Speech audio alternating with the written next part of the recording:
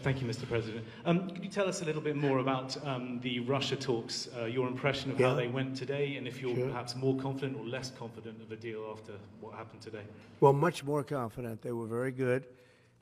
Russia wants to do something. They want to stop the savage barbarianism. I mean, what's going on over there?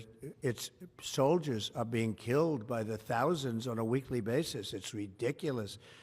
And they're not American soldiers. They're Russian soldiers, and they're Ukrainian soldiers largely, although a lot of Koreans have been killed, as you know. Quite a bit of them have been killed. They came over to fight, and a large portion have been wiped out. But we want to end it. It's a senseless war.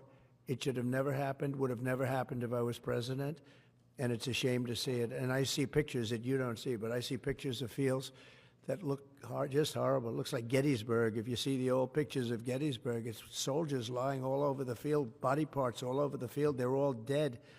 And this is going on a daily basis. It's a horrible thing. Both Russia and Ukraine, they're losing thousands and thousands of soldiers, and a lot of people have been killed too. I think that's one of the things that you'll see historically, and you'll see later on as it goes along. I think people are going to be surprised at how many people, not only soldiers, have been killed in Ukraine.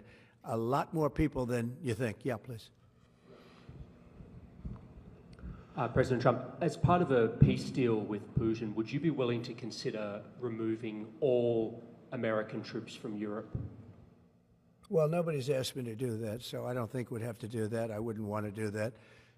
But that question's never really come up. Yeah. Please.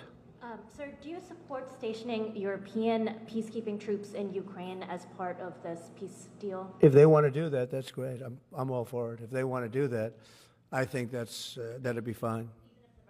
I mean, I know France has mentioned it. Others have mentioned it. UK has mentioned it. But yeah, if we have a peace deal, I think having troops over there from the standpoint of Europe, we won't have to put any over there because, we're very far away.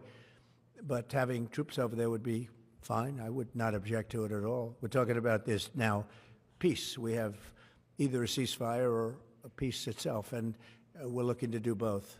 We'd start off with the ceasefire, and if they want to do that. I know France was willing to do that, and I thought that was a beautiful gesture. Yeah, please.